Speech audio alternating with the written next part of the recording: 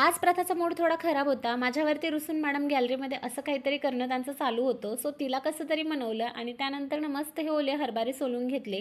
प्रथाला आजकाल ना गाजर खायला फार जास्त आवडायला लागलं आहे आणि खूप दिवसापासून ना मनात होतं खाऱ्या शंकरपाळ्या बनवायच्या. कारण मागच्या वेळी जेव्हा बनवल्या होत्या ना तेव्हा सगळ्यांनाच खूप जास्त आवडल्या होत्या. सो यावेळी थोड्या जास्तच बनवल्या, मस्त क्रिस्पी झाल्या होत्या. म्हटलं प्रथासुद्धा खूप आवडीने खाईल. संध्याकाळी खाली गार्डनमध्ये प्रथाचे असे स्टंट परफॉर्म करायचं चालू होतं ना, त्यामुळे ना प्रथाकडे आजकाल खूप जास्त लक्ष द्यावं लागतं. तिथून आल्यानंतर ना सगळ्याच बायकांना पडणारा खूप मोठा प्रश्न म्हणजे ना जेवणासाठी कोणती भाजी बनवायची.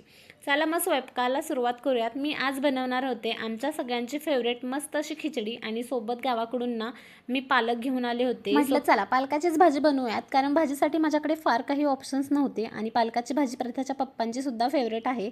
खिचडीचा कुकर लावला आणि सोबत एकीकडे भाजी शिजायला घातली आणि ऑफिसवरून येताना ना प्रथाचे पप्पा डीमार्टमध्ये गेले होते.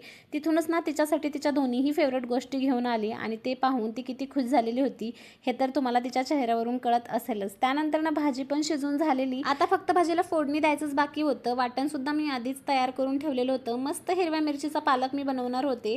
छान तेलामध्ये ते वाटण परतून घेतलं आणि शिजवलेला जो पालक होता ना तो मिक्सरला फिरवून घेतला. मस्त अशी भाजी तयार झाली, सोबतच खिचडी सुद्धा रेडी झालेली. आणि चला आता आम्ही आमचं जेवण एन्जॉय करतो. भेटूयात नेक्स्ट व्हिडिओमध्ये. तोपर्यंत चलो बाय.